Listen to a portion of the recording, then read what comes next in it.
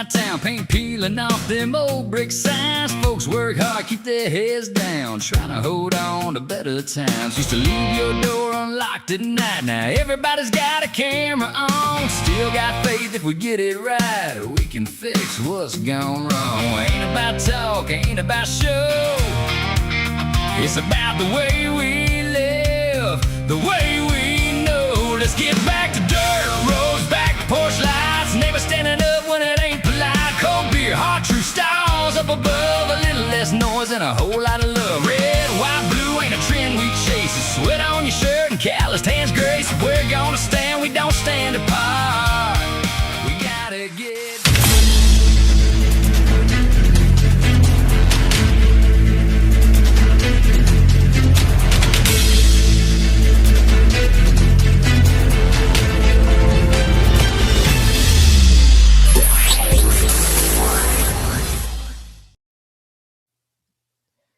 Welcome into Apex News Above the Noise. I am Kyle Thompson. And I'm Craig Blanton.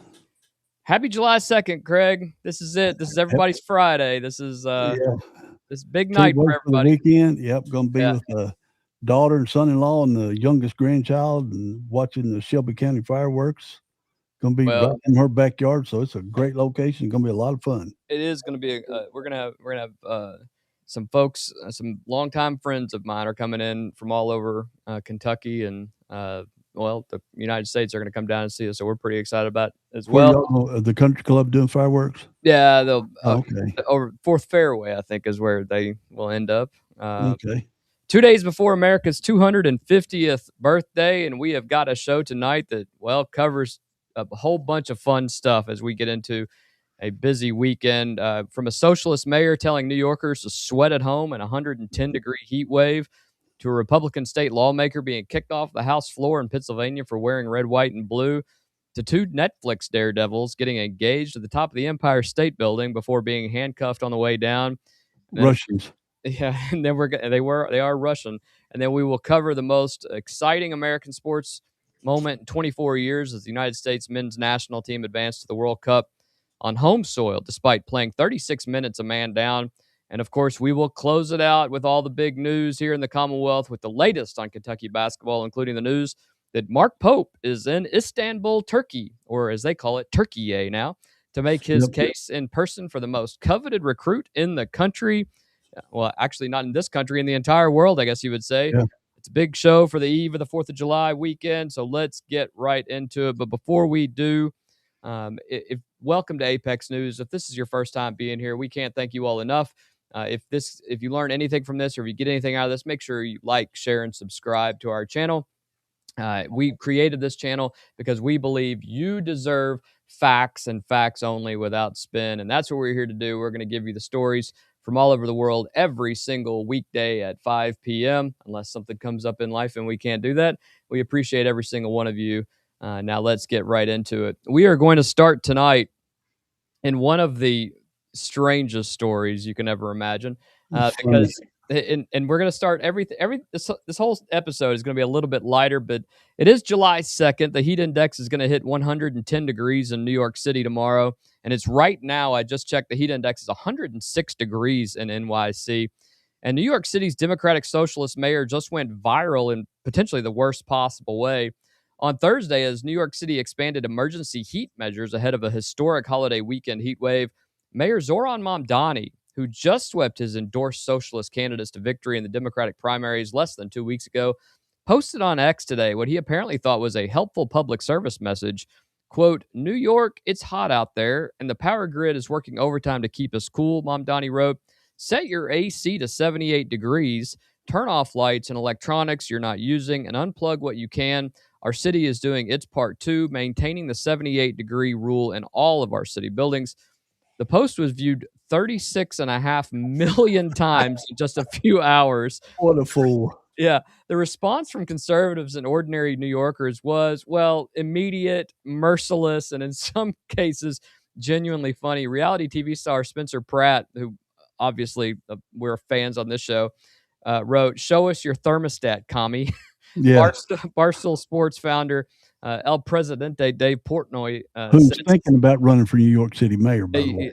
He was, and I I don't think that's out of the question in the future. Said 78 degrees. Welcome to communism, people. Representative Brandon Gill, another one of our favorites here. Welcome to socialism, where the government demands you turn your house into a sauna because they can't plan for the super unpredictable fact that it tends to get hot in the summer. Commentator Matt Walsh said 78 degrees. My AC does not go above 68 in the summer. This is America, for God's sakes. And Governor Sarah Huckabee Sanders says, turns out socialism actually isn't free. So, Craig, 36.5 million views in just a couple of hours. Show us your thermostat, commie, by Spencer Pratt and Dave Portnoy, Matt Walsh, all the others. The Democratic Socialist mayor of New York City, fresh off a historic primary sweep, went viral for the worst possible way.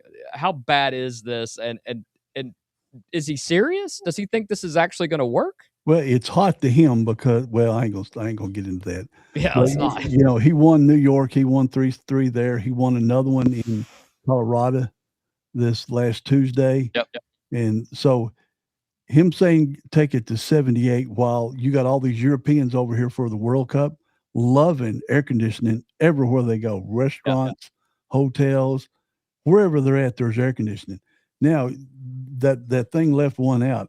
Do you think Taylor Swift and Jason and Kelsey are gonna turn up the thermostat at Madison Square Garden 78 with 1,000 people coming in there from across the planet? Yeah, well, I will say that he's also getting heat for that. We'll mention that real quick because apparently he was the one who let everyone know that it was going to be this weekend because he mentioned about 4 days ago. Yeah, Mamdani did. Yeah, that they're trying to keep it quiet. For anyone getting married at Madison Square Garden this weekend, which, whether it was a political stunt or not, I think there were some people who were genuinely upset. Then you have the idea that from today until the end of the 4th, they are shutting down all the roads around Madison Square Garden in the middle of July 4th weekend. Because of all the terrorism threats they're getting. There are, but at the same time, because of Taylor Swift and Travis Kelce. Yeah, they're expecting anywhere from 750 to 900 additional cars on the road, and they're wondering where they going to park them. Well, it's a bad scenario all the way around. I don't know why they thought that would be a good idea. But you know what? New York City voted for it. They deserve it. I'm laughing all the way to turning my thermostat down another degree. I agree. Here's where we're gonna give you the honest, complete version rather than just the dunking on him. Mamdani's 78-degree recommendation is not made up. It is, in fact, the same guidance the DOE's own emergency grid management materials recommend. The New York Independent System Operator is expecting demand to approach record highs. The emergency is real, and asking people to voluntarily ease demand during a grid crisis is a standard, legitimate emergency management measure. But here's the question Mamdani cannot answer without indicting himself and his entire political coalition. Why is the grid an emergency at all? There you go. That would be my question. PJM Interconnection, the largest electrical grid in the United States, serving 13 states, including Kentucky, Maryland, Virginia, and the D.C. area, is forecasting demand of 166,000 megawatts tomorrow, which would break the all-time record set in 2006. The Department of Energy had to issue emergency orders authorizing power plants to operate beyond their normal limits and waive environmental regulations so that Americans can keep the air conditioners. There you go. There's all the warnings. That's right. From PJM. The federal government is waiving its own environmental rules because without doing so, the grid might not even be able to stay in capacity. But until the people who share his politics stop blocking the energy infrastructure that would make that request unnecessary, they don't get to claim the moral high ground on keeping things cool. On the same day, the Trump administration announced it was axing what it called the Green New Scam, appliance efficiency rules. The contrast writes itself. One side tells you what temperature your thermostat's allowed to be. The other side says get the government out of your home entirely. Well, you get rid of your coal-fired plants that generate electricity 24 hours a day. You keep nuclear held down, which generates energy 24 hours a day, or you put windmills up on 10,000 acres of land, and same thing with solar panels, and they don't work if the wind don't blow and the sun don't shine. Well, and follow along. Here's the app, PJM now. Yeah. Yeah, Brad Thomas told me about that, Kyle. Yep. That's a cool app to follow on these kind of good things. friend of the show.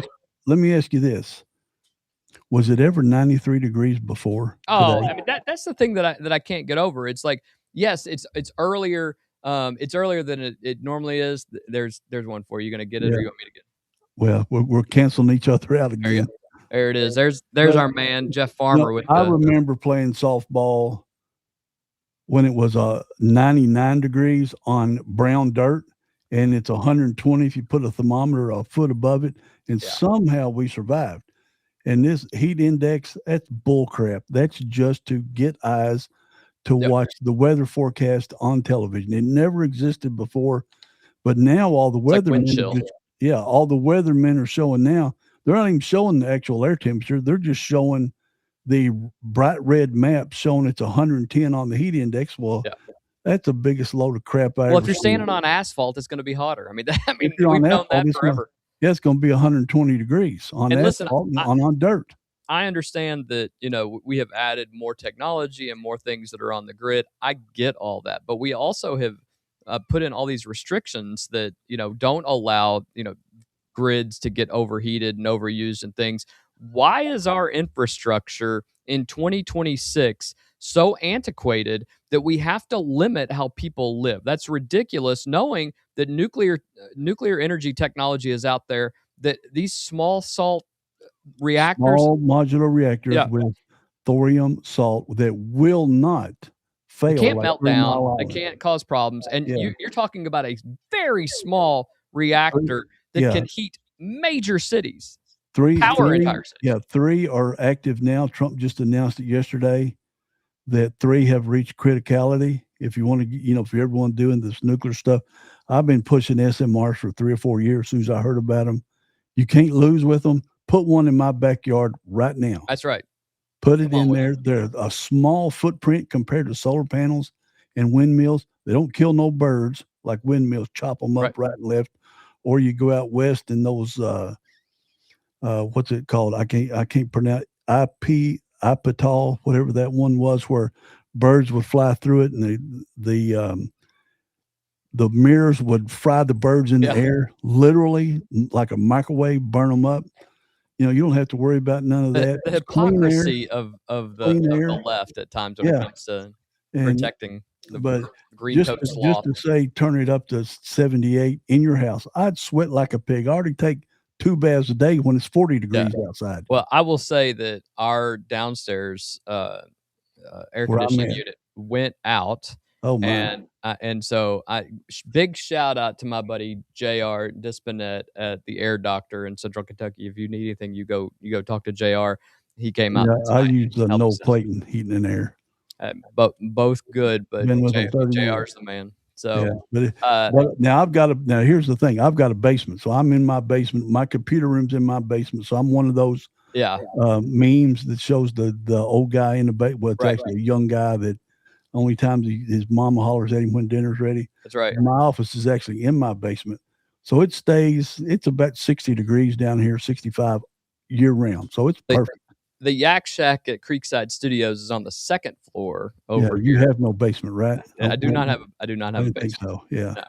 No. PJM had to go to the DOE for emergency authorization to push power plants beyond normal limits and waive environmental rules. The same environmental rules Mamdani's political coalition has championed for decades, just to keep the power on during a summer heat wave that happens every single year, Craig. That's the real story here. Mamdani's bad messaging. It also is the policies behind that bad messaging. It's going to be tough to get past this, but we appreciate him doing this for at least a good laugh for us. If you want to look into it, get this PJM app, see if that'll pop in. That shows your generation fuel mix. So if you want to see what our area is doing, if you're into this kind of stuff, information stuff like Kyle and I are, this is a great app for the energy part of our part of the country. Yeah, it is. And for those of you who are Kentucky folks who watch this or Midwest folks, I'm so happy to be a part of a state that, we have our problems, but we're not having to, ration fuel and electricity. And there ain't no brownouts in Kentucky. There are no brownouts in Kentucky. We did lose a a transformer over on the west side. Yeah, Yesterday. but that's just normal. That's temporary. That's Yeah, fixable. those things fail all the time. Yeah, well, we are going to stay in the lighter lane for this next story. I guess it's lighter because, again, it's July 2nd. The 4th of July is just 2 days away. But America is celebrating its 250th birthday, and the Democrat-controlled Pennsylvania State House has given us a story that almost writes itself. Republican State Representative Eric DeVonzo, who represents Westmoreland County in the Pittsburgh region, walked into the Pennsylvania House on Tuesday, June 30th, wearing a red, white, and blue America 250 themed suit. He walked around the chamber. He shook hands with colleagues. A House photographer took his picture. A Philadelphia Democrat named Representative Jordan Davis walked past and remarked, "A very colorful jacket the representative is wearing today. Very patriotic. I see, my friend." And then the next thing DeVonzo knew, House Minority Whip Timothy O'Neill had been summoned away, came back a few minutes later and said, "Hey, you're not going to like this. Democrat House Speaker Joanna McClinton had informed minority leadership that DeVonzo's attire was inappropriate." A House security guard delivered the message, not even the speaker herself, which is just typical. A House security guard delivered the message saying, "Either remove the suit jacket or leave the House floor." What a chump. DeVonzo chose not to remove the jacket. Instead of taking my jacket off, he told Fox News Digital, "I walked off the House floor."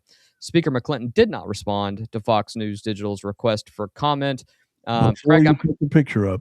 Okay. Does it look like the Indiana University warm-up? It looks very similar. Warm-ups? Yeah, it looks very similar. Well, this is the picture in question, and this is the reason that a Pennsylvania House member was removed from the floor of the chamber in Pennsylvania, the birthplace of the Constitution. Yeah. Was her first name Karen? Yeah, it must have been. God Lord. I mean, her name's Joanna, but I think her middle name's Karen. Yeah. Craig, 2 days before America's 250th birthday, obviously this was not done in poor taste. This is not a violation of the flag code in any way. Right. It's nothing that I don't see what is offensive by this. Now, if people who are watching this want to make a comment about it, I don't see how this is offensive. A Democrat House Speaker kicks a Republican lawmaker off the floor, makes the security guard go tell him this. Yeah. There is no other way to say this. Karen, what was she thinking? She hates America. Like all the polls that CNN puts out that 16% of Democrats approve of America and 92% of Republicans approve of it. I don't know what else it can be. It's not violating the flag code, as we talked about before before air, because it's a red and white striped jacket and it's a blue tie with stars on it. That is not violating the flag code like you see on bathing suits and other things. Well, This guy's being patriotic on our 250th birthday. Yeah. And what in the world is wrong with it? Honestly, I don't care if he wore it. Personally, I think he could wear this any day he wants to. Look over your left shoulder, Kyle. Yeah. And I got one on the other side of the camera on mine, and it's got freedom established 1776 above it. Here, I'm going to tell you a part of this story that makes it go from mildly embarrassing for the Democrats in Pennsylvania to 100%. Genuinely indefensible. Earlier in June, during Pride Month, the Pennsylvania House leadership asked all of its members to dress in, quote, pride colors because they were going to take a formal House floor photo as a group. That was permitted. That was encouraged, in fact. On the House floor? On the House floor. The Speaker's own June statement on Pride Month called on members to be authentic and to love freely. DeVonzo's response was direct. You're only able to love freely because the brave men and women who died for this flag. And he laid out the double standard plainly. You're allowed to wear tennis shoes on the floor. You're allowed to wear top hats. You can wear camo jackets, everything across the board. But don't show up with a patriotic outfit because you're going to be asked to leave. He is a bicentennial baby, born in 1976, just like yours truly. He turns 50 years old this July 4th weekend as well. In the same year, his country turns 250. The Declaration of Independence was signed about 250 miles east of the district in Philadelphia 250 years ago this Saturday. And it's worth noting some Democratic members of the chamber came up to DeVonzo privately after the incident and told him they did not agree with McClinton's decision. Well, why didn't they say something? Why didn't they go up to their speaker and say because something? people are are spineless when it comes to doing anything that would chafe somebody in power, and that's reality. Pennsylvania is the most important swing state in American politics, and the Democratic House Speaker of Pennsylvania just handed Republicans a story to run on every day between now and November, Craig. Yeah, and to see this, and they push all this other stuff up. I think it wasn't new. What's the capital? What's New Jersey? No, Boston.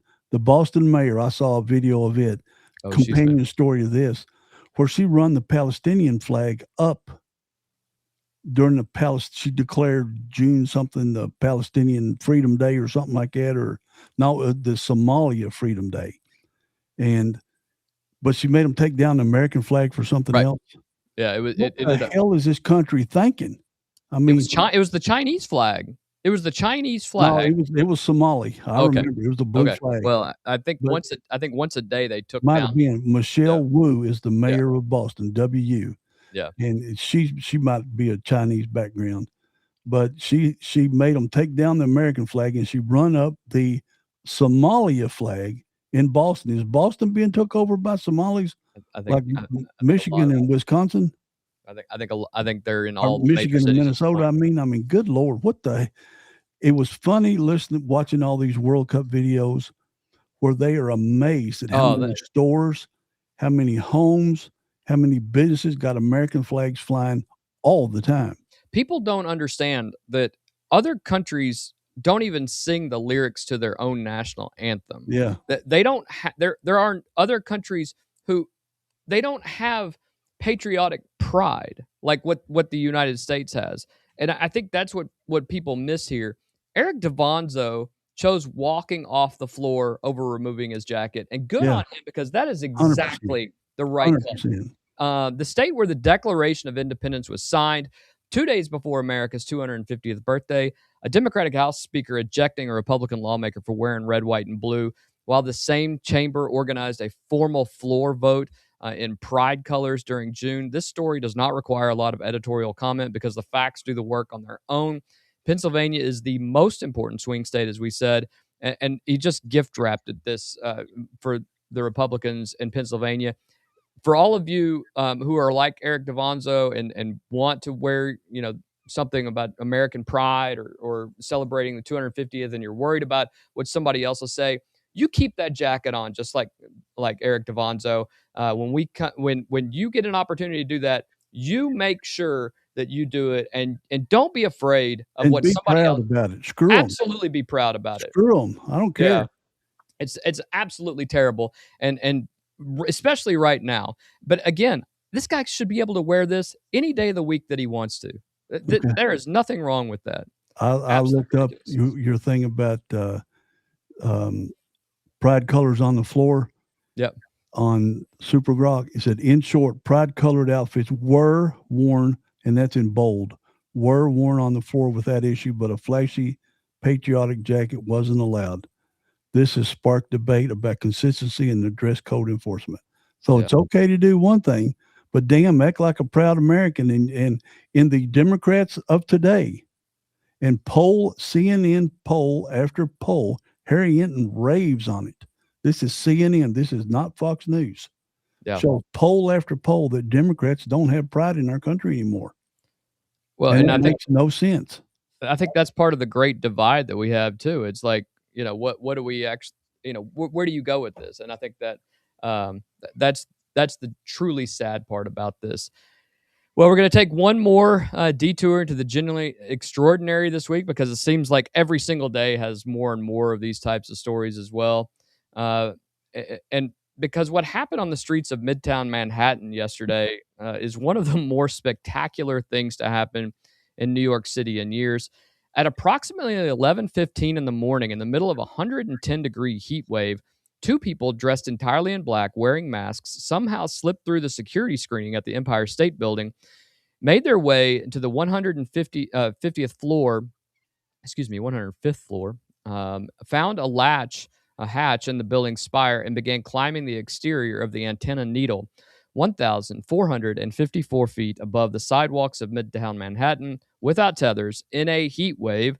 The pair turned out to be Ivan Birkas, 32, and his girlfriend, Angela Nikola, 33, residents of East Orange, New Jersey, and stars of the 2024 Netflix documentary Skywalkers, A Love Story, which chronicled their globe-spanning career of illegally climbing the world's tallest structures. They reached the very top of the needle. They unfurled a black and white banner reading, "When the power of love beats the love of power, the world knows peace." They kissed. News helicopters from every channel in New York City arrived. Yeah. Tourists on the sidewalk below gaped upward. A Scottish father and son tourist with tickets to the observation deck found the building blocked off and told reporters it was probably more exciting than going up to the viewing platform for the second time. Then Yvonne descended a bit, got down on one knee on a narrow metal ledge with 1,450 feet below him, and proposed to Angela. She said yes. She slipped on an engagement ring while holding onto the side of the Empire State Building. They climbed down. They embraced. They took selfies. They were arrested. Yeah, well, they went to the top of the lightning rod, so they went absolutely as high as you can go on the Empire State Building, out the window, up the radio, up the tire to the top. Yeah, right there. They're at the very tip top of the Empire State Building, and she's wearing a Catwoman hat. I don't know if you could see the live video. The cameras from the helicopters were amazing. It was like a movie. Oh, yeah. The videography of it was just amazing as they went around them. And I was telling you before the show, at one time, I thought the girl was stuck. He climbed down with ease, but she stopped, and he had to go back up and help her out a little bit, I guess, for foot placement or something. But then they unfurled a second flag that said, she said yes. Yeah. And then when they came downstairs, so what's going to be the penalty? Let's see, what was it? ABC 7 New York. That's what I was watching online. Yeah. And they listed off like 10 different things. But then the other guy goes, yeah, it'll be a slap on the wrist. Nothing's going to happen to him. Well, even though there were 50 police cars down there, there were police helicopters flying above. None of that stuff is free. New York City's broke. That probably I'd say that probably cost upwards of $500,000 just for that 2.5 hour stunt.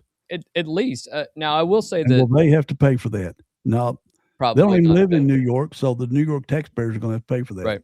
Well, Nicholas and Birkas were arraigned Thursday morning today on a list of charges that reads like the table of contents for every criminal law textbook: burglary, reckless endangerment, criminal mischief, possession of burglary tools, criminal tampering, criminal trespass, and disorderly conduct.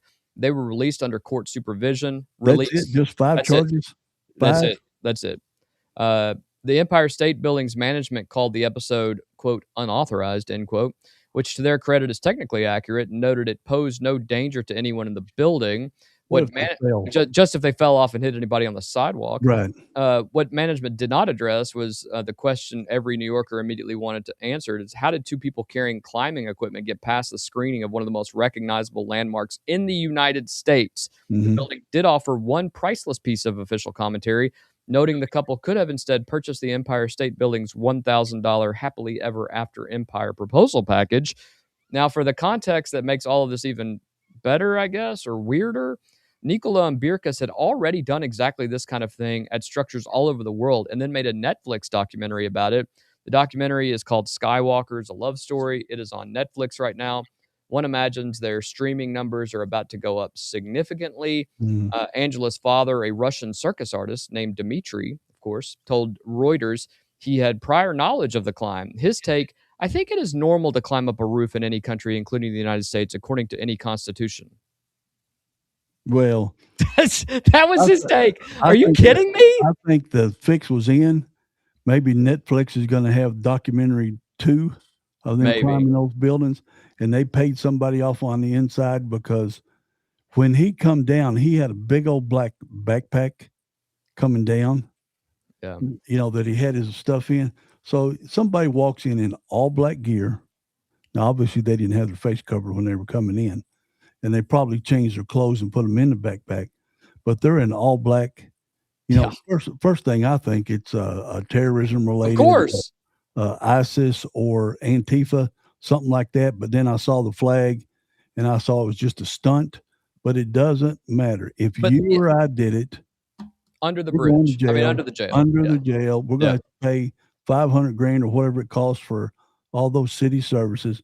So I'd say they probably the right people knew that it was going to happen and let it happen.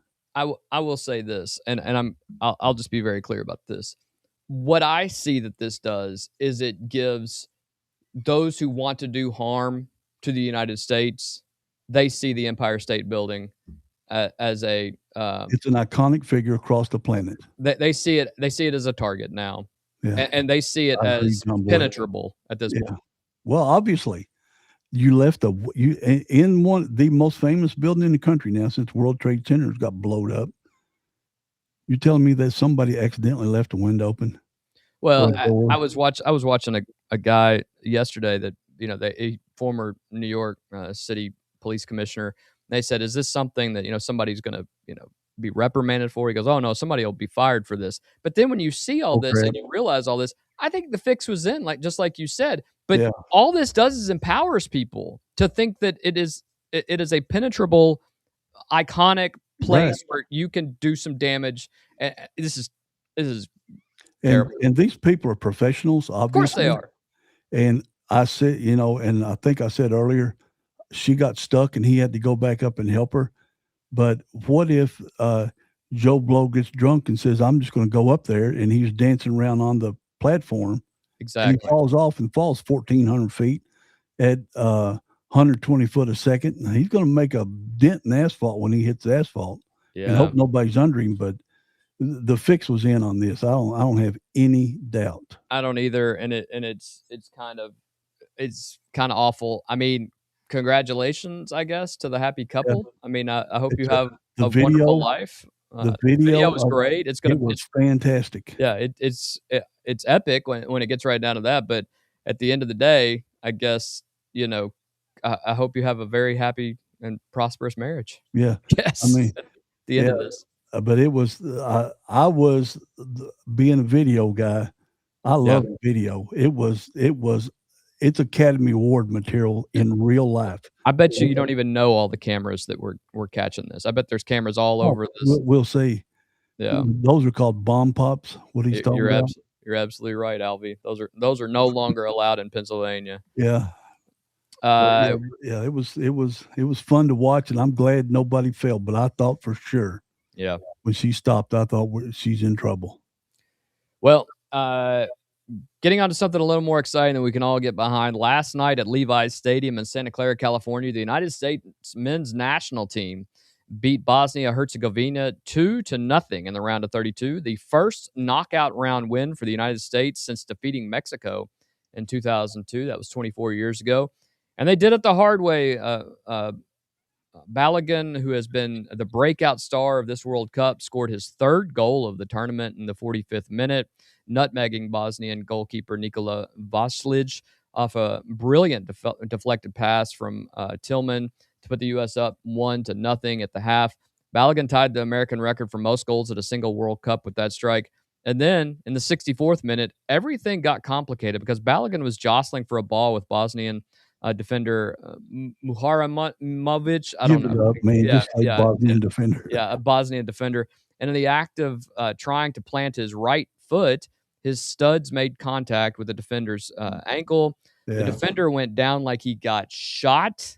Yeah. VAR, which is like the same as baseball review, balls and strikes, flagged it for review. Brazilian referee Rafael Klaus walked to the monitor and showed Balogun a straight red card for serious foul play.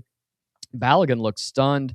Coach Mauricio Pochettino looked furious. The United States, on the biggest stage American soccer has played on in a generation, had to play the final 36 minutes of a World Cup knockout game. It ended up being like closer to 41 minutes. Yeah.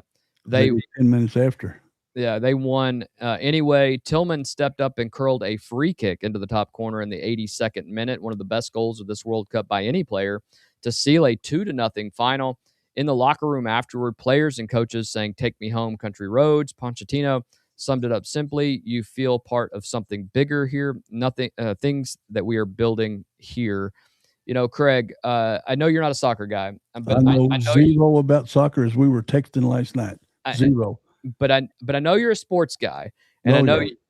you could watch darts and get into it. Oh, sure. And that's the great thing about Americans. Somebody posted this yesterday in social media. Is the one thing about America is we don't have to understand the sport, but Right. if you'll tell us how to play it, we'll cheer for our guys no matter what. Regardless, yeah.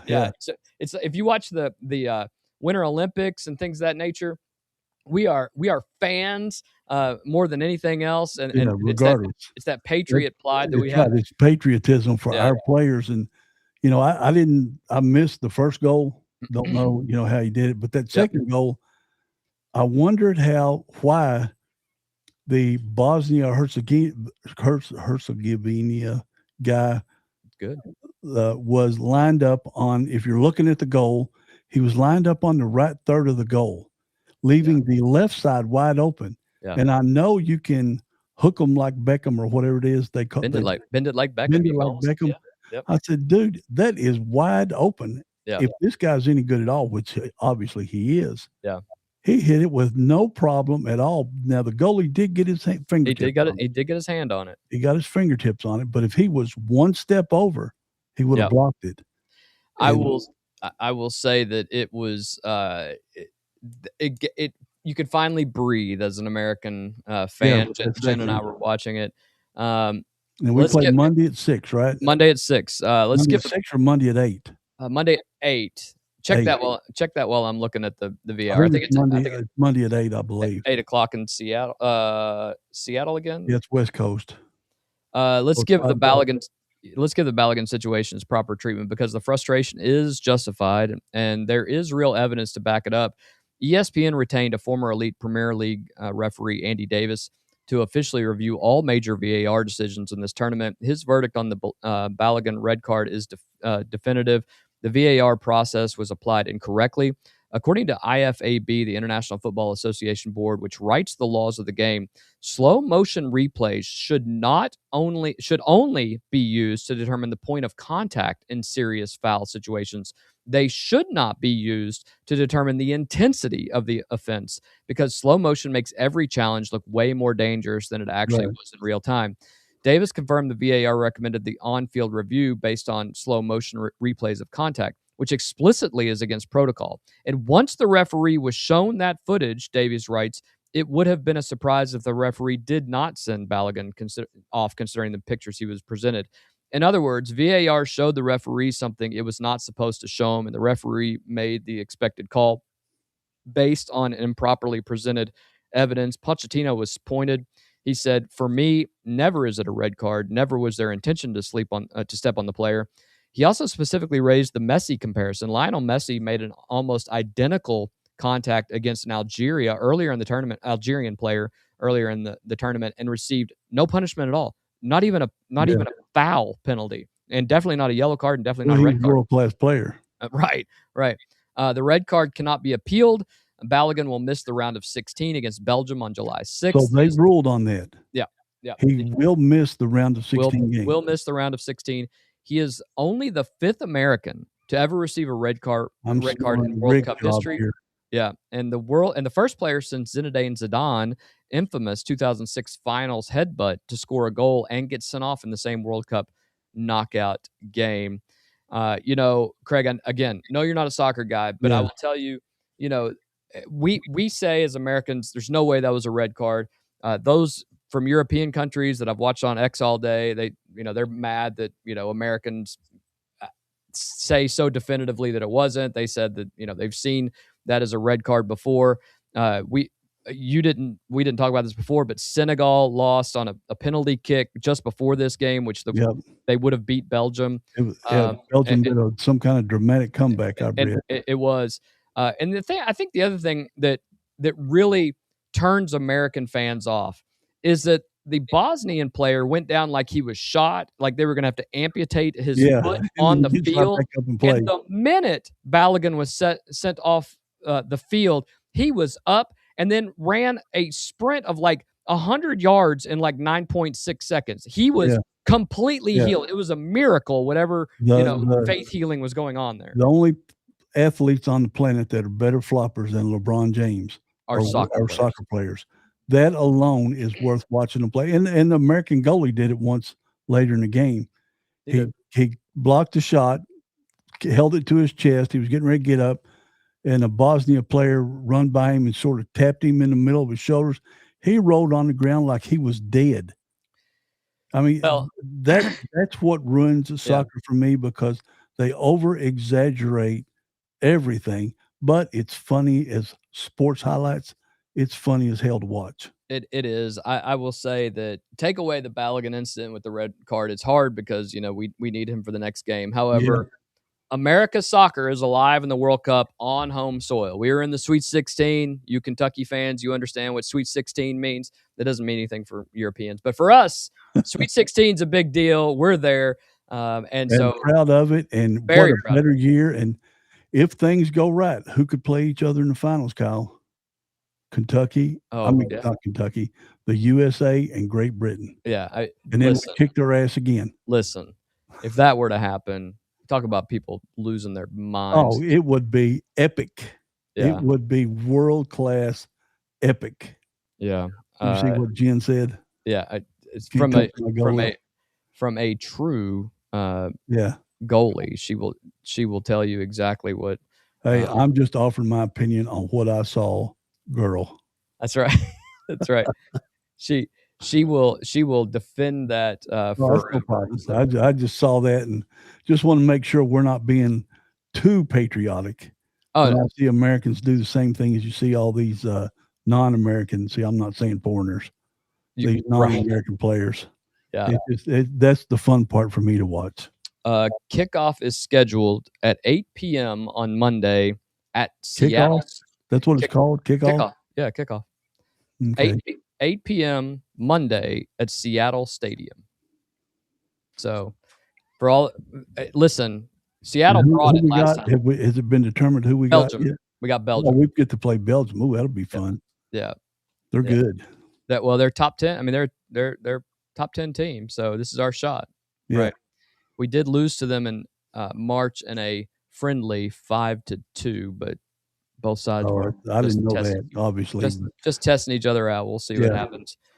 Well, we've talked about a sport that you know nothing about, Craig. Are you ready to talk about a sport that you know a lot about? Yeah. Heck yeah, let's go. All right, let's get into it. Okay, let's go.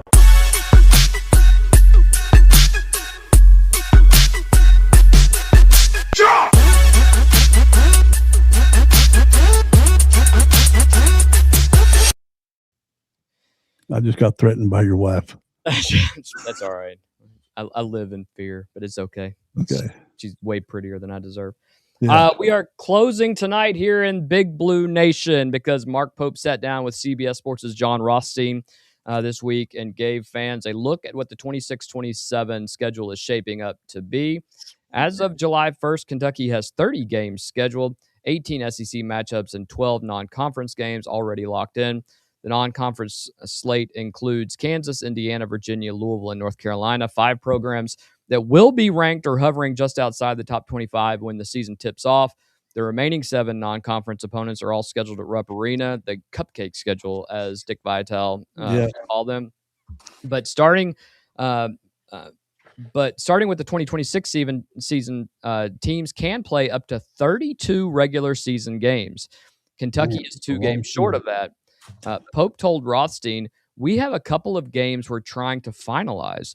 We'll see how those play out. I love these big name, big emotion, non-conference opponents that we play." He was also quick to pump the brakes on his own ambitions. Nick's probably trying to push adding 2 more big name opponents. I might try and temper him a little bit. We don't need to be number 1 hardest schedule by a mile, right? We're probably Pope predicted top 5 already. Yeah, I'm fine being in the top 5. He says per KenPom, Kentucky had the 3rd toughest schedule in 24-25 and the 4th toughest in 25-26, 2nd hardest in the country over the last 2 years combined. Pope also teased a potential future home and home with Rick Pitino's St. John's program, likely in 27-28. And before I ask you any questions about that, big news out of St. John's last night. And boy, it was huge for Big Blue Nation. You need Donnie Freeman. Donnie Freeman, who the entire Big Blue Nation was and country were going after as a potential power forward for the Kentucky Wildcats.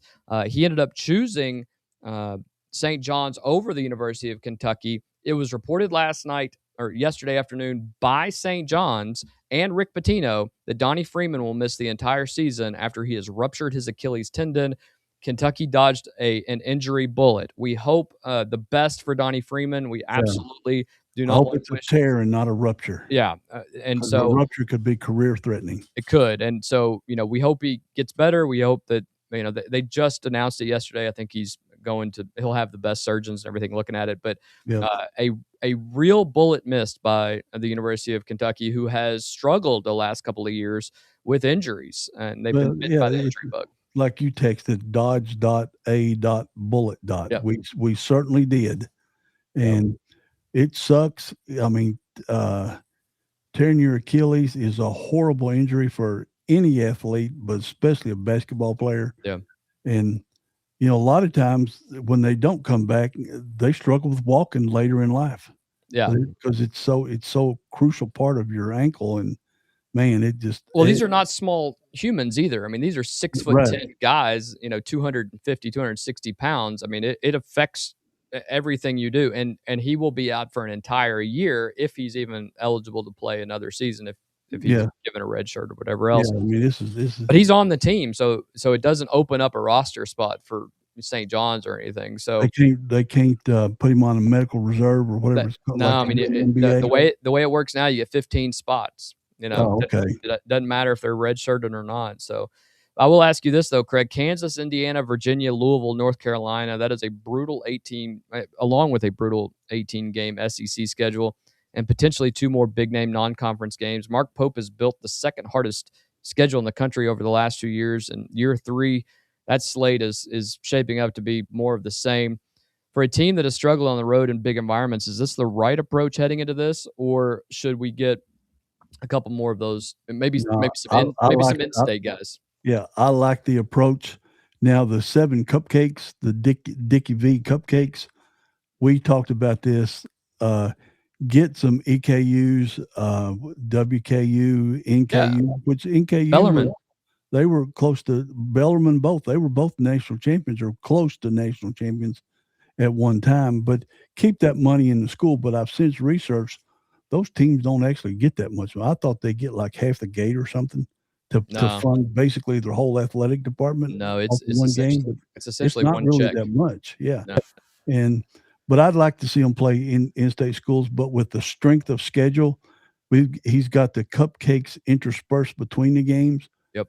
Where the players can get a mental break after being up so high from playing in North Carolina or, losing sleep over playing somebody else.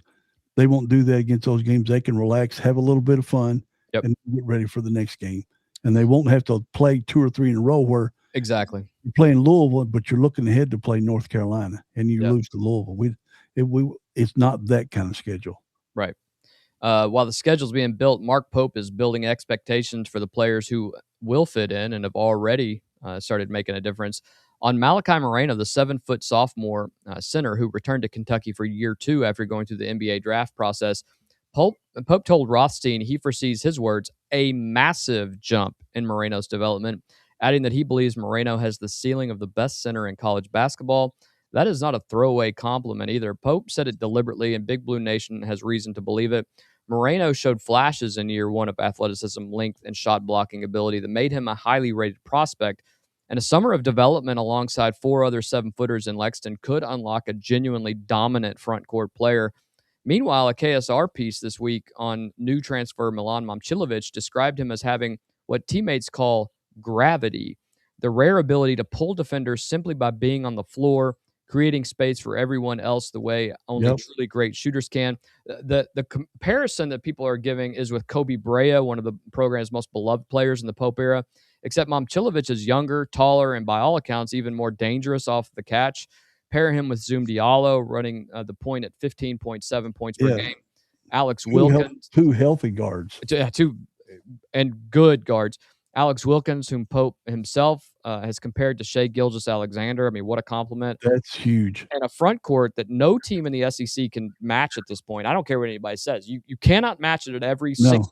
And then, not at all three spots. Not at all three spots, and then too deep. You can't go Right. you can't go too deep with everybody. So we can foul the hell out of everybody too. That's right. Pope is building in Lexington looks genuinely different from anything he has assembled the first 2 seasons. John Rothstein said this week he would be surprised if fewer than 11 SEC teams make the NCAA tournament next season. That is the league Kentucky is navigating with this roster. Well, one thing I don't want to see.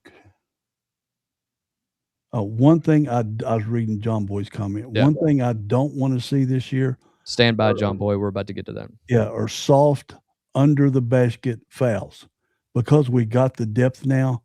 If somebody's going up for a layup and we're going to foul them, don't slap them on the wrist. Knock the crap out of them. 1980s basketball. Yeah, Kurt smack them Rambis across the arms and put them on the ground if that's what it takes, because it'll do 2 things. One, we'll take out one 7-footer and put in maybe a taller 7-footer. Right. You don't know, but it will say, hey, we ain't going underneath, because they're going to hammer us. We're going to have to either go up strong, or we're going to have to be a better free throw shooter than we probably are. Yeah. So I think, if I was telling Pope something like that to his face, I'd say, man, you got great free throw shooting, which I've been waiting on for 10 years. Now, no soft fouls under the basket, no swatting at the ball. If you're gonna foul them, put them on the ground. Well, we cannot close out this particular section of our show without talking about the latest chapter in the most entertaining recruiting saga in Big Blue Nation in recent memory, and that is regarding Nikola Kusturica. Serbia dismantled New Zealand yesterday, 121-91 in the FIBA U17 World Cup round of 16. There was that's a 31-point statement by FIBA's own power rankings. They just destroyed this team. It killed them. It wasn't good. The reason was largely one name, Nikola Kusturica. He led Serbia with a tournament best 31 efficiency rating in that game alone. He is averaging over 18 points per game on 48.1% shooting, 5 rebounds, 2 blocks, 2 steals, and a team-leading 19.0 efficiency rating. He's the best player of the tournament. He scored 27 points in that game. But here's the recruiting picture. On Tuesday, 24/7 sports analyst Travis Branham logged a crystal ball prediction for UCLA. Big Blue Nation went cold, as you all remember. But here's what Big Blue Nation needs to remember. That is the same Travis Branham who logged a crystal ball for Kentucky in this same recruitment with a 7 out of 10 and then pulled it within 24 hours. Yep. Here's the other thing you have to understand is I have on the screen is an article from Yahoo Sports. Yahoo Sports saying Mark Pope's Kentucky loses recruiting battle as Nikola Kusturica reportedly heading to a Big Ten program. However, today, as you can imagine, there are people who are saying the longer this goes for UCLA without pen to paper and without a decision, that's not good. And the more people who are talking, that's not good. Then we heard late last night that Mark Pope is in Turkey. Yeah, now, the beard is in Turkey. Yeah, Dark Pope is in Istanbul, Turkey. And what people will say to you is they will say, well, he's there to see a bunch of the guys on the American U17 team. He can watch them anytime in the United States, and he can watch this film. These kids aren't looking to come in right now. He's there for one reason, and I've talked to some guys. He is there, and he is looking to seal the deal with Nikola Kusturica while he is there. Now, whether it happens or not, I don't know. But I have told you all for the last 2 weeks, this thing is not over. Yep. We are not out of it. Nobody knows what's going on. And listen, I understand UCLA has an assistant coach that coaches for the Serbian FIBA team, the U20s. Totally understand all that.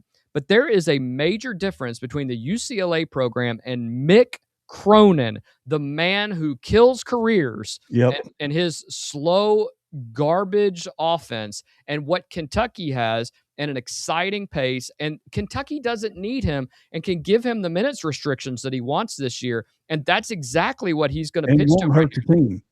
Won't hurt the team at all. And if you want to believe what you just said, what was it he said? Momcilovic said the other day that Pope told him to shoot more. Mm-hmm.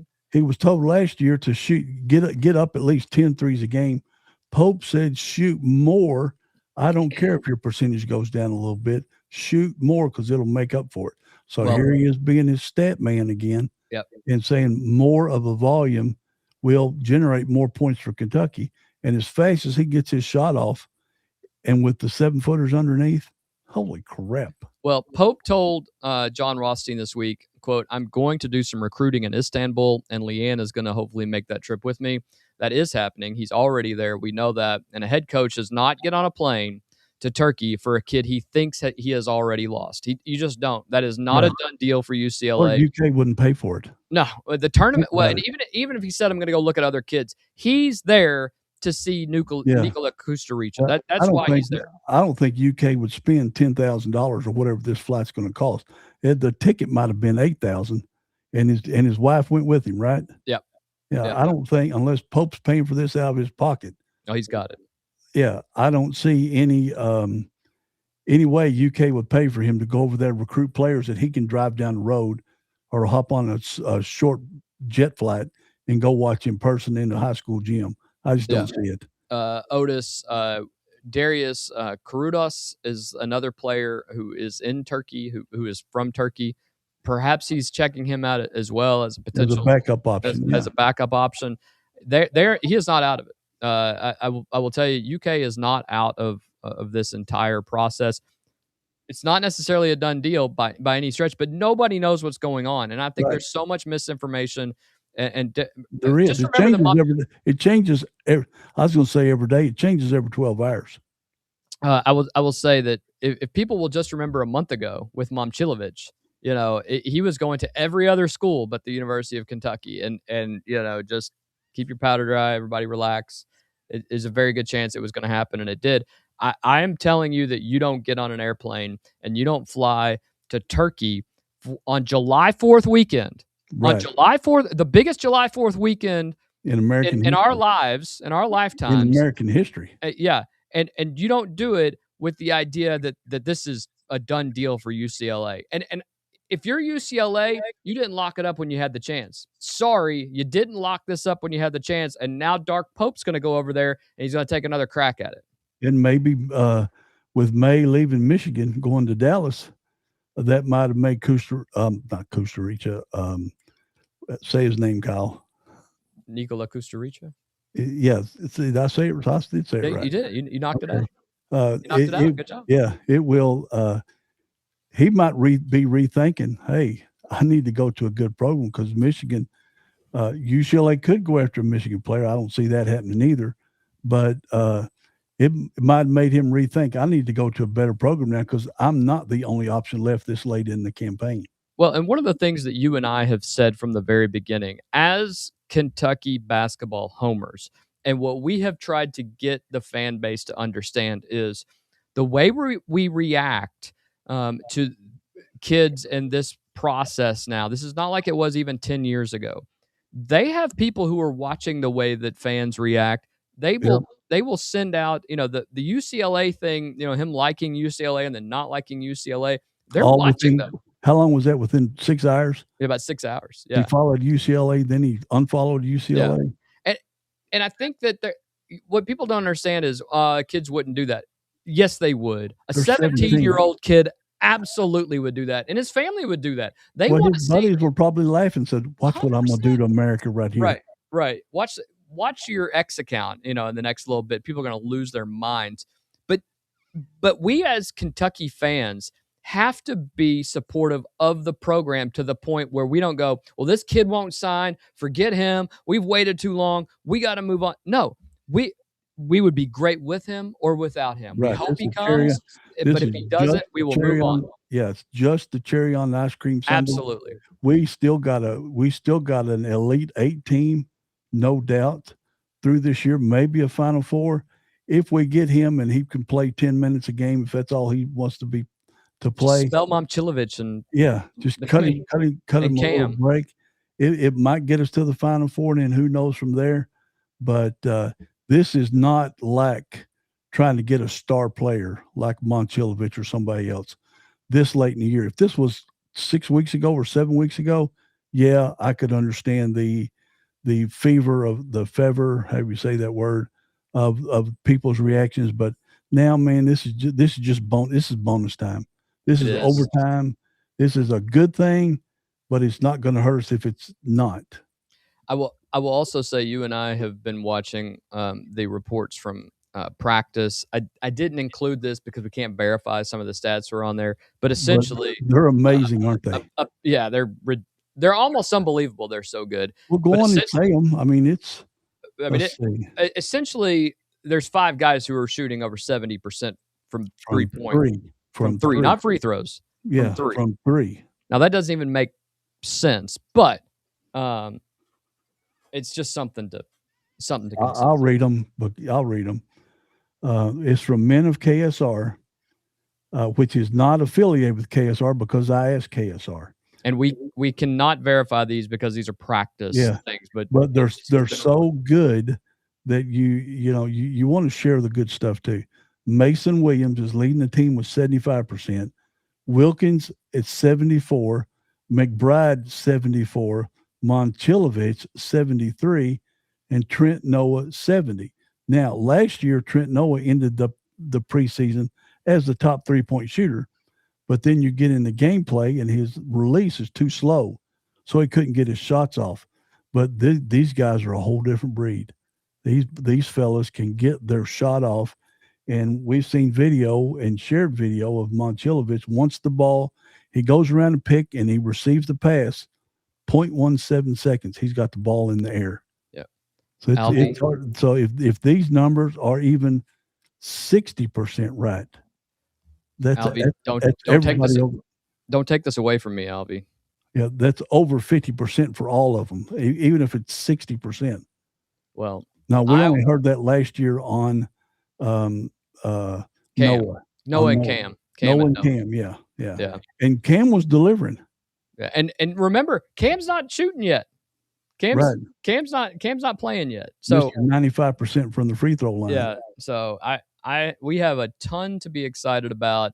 Some of the photos and videos that I've seen, these guys are jumping around. They're having a good time. Coach Pope is jumping around. What's your body fat, Kyle? About 1%? If it's definitely not over 4. But these guys are jumping up and down. Every one of them has a 6-pack, and these are not fast. Oh my gosh, they're fast. From one end of floor to the other, 6. All of them. 6 steps. It's ridiculous. Yeah, there are no slow players on this team. And I know that's one of the things people are worried about. Is they're worried about it. Hey, what if you add one more guy? Is he going to mess up the chemistry? I don't think that's even a question. You're going to bring in a 17-year-old kid. You're going to let him, learn the system. And it's my understanding that Boomshay, I think that's what his name, that he's going to Duke.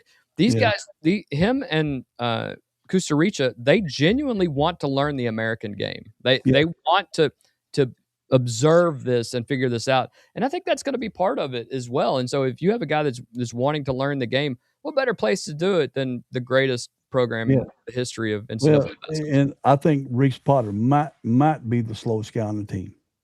Well, and he's 7'1". He's 7'1", and he only needs 3 steps to get from one end to the other. So he can definitely do 3 from half court, the way they call gathering step and all that other. Yeah. Well, I will tell you, I saw some of the highlights from Kusaricha over in Turkey, and he's a defender. He's a guy who can play defense. So and Monchilovich said on WKYT the other night, I think I'm a pretty good defender. Well, and nobody else has said that, and nobody gives a crap. Yeah. He didn't have to do that at Iowa State. When you shoot 49% from 3, you don't even have to go down the other end of the floor. But I know they do. But man, it's going to be an exciting year. Well, before we get out of here, anything you have before we get out of here for the day? Just Frankfurt stuff, but no big deal. Yeah. Well, before we say goodnight, I want to say something to our audience. We're going to take the rest of this week and this holiday weekend off, unless breaking news comes across that demands otherwise. And if it does, we'll be right back on live without hesitation. We're going to step back, be with our families, and celebrate something pretty extraordinary. This is going to be cool. July 4th is great. We've always enjoyed July 4th. This is going to be a little bit different. And I hope that people will take the opportunity to truly enjoy the next few days. 250 years ago, Craig, there were some guys that essentially signed their own death warrants. They weren't perfect guys. They were men who did not always live up to their own words, and we know that. But they were men with a vision unlike anything the world had ever seen and has ever seen since. They put their names on a document that essentially changed the course of human history, changed the world. They declared as a self-evident truth that all men are created equal.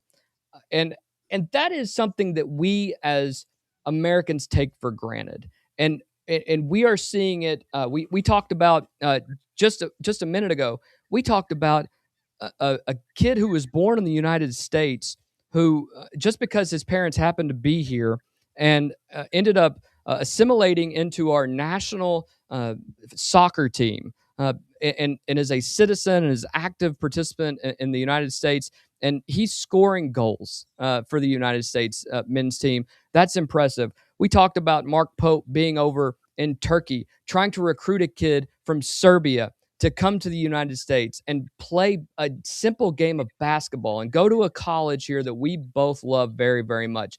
That is America in a nutshell, something that we all take for granted. This country we know is not perfect. You and I will never say that the country is perfect. It has fallen short of its own ideals more times than any of us would like to count, but it has also produced more human freedom, more economic opportunity, more voluntary generosity, and more grace under fire than any nation in the history of civilization. Americans have liberated continents. They put footprints on the moon. They have invented the internet, the airplane, the motion picture, and the smartphone. They rebuilt their enemies' nations after defeating them. They have opened their doors to the world's tired, poor, and hungry. And those tired, poor, and hungry people have become Americans, and their children built this country right alongside everybody else. So, to everyone watching and listening to Apex News Above the Noise, take the next few days, put down your phone just for once. Put your feet in the grass. Touch eat a hot some dog. grass. Eat a hamburger. Yeah. Watch the fireworks. Eat too much. Be with the people that you love. Just take a moment, just one moment, and be grateful for the country you were lucky enough and blessed enough to be a part of and to be born into. And if you weren't born into it and you've become an American, good on you too, because that's even more extraordinary. No other country would allow you to do the things you can do in the United States. And if God willing, after 250 years, and we keep going through this American experiment, we'll be here for another 250. That's what I was going to say. This is nothing but an experiment, and we're coming into one of the longest reigns of world leadership in world history. Yep. And no country's ever done for the world what the United States does today. Yep. Well, the one thing that we truly enjoy is the fact that we have the freedom of the press and freedom to say whatever we want. And we use that every single day here at Apex News. And we can't thank you guys enough for joining us because of how much it means to us. We understand that your time is valuable, and the fact that you guys will spend your afternoons and early evenings with us really means a lot to me and Craig because this is just a fun journey for us. And I hope that you guys will continue to stick around with us because it means just an absolute ton to us and everything else that's going on in this world. At least we have good friends and good family, and we have our own American dream. So, Craig, from both of us, thank you as always for being here with me. You helped this thing go. We can't have a show without you. And to our entire Apex News family, all of those who watch us and have subscribed to us and made us one of the fastest growing channels on YouTube for the size that we have, we can't thank you guys enough. We hope you guys just have an amazing 4th of July weekend. Be safe out there. It's going to be hot still. And take care of your family and enjoy each other over the next few days. Thank you for being above the noise with us, and we will be back with you guys next week after this great weekend. Happy 4th of July. Happy 250th birthday, America. For all of you, stay informed, stay sharp, and stay above the noise. And God bless the United States of America. See you guys next week. Have a great one.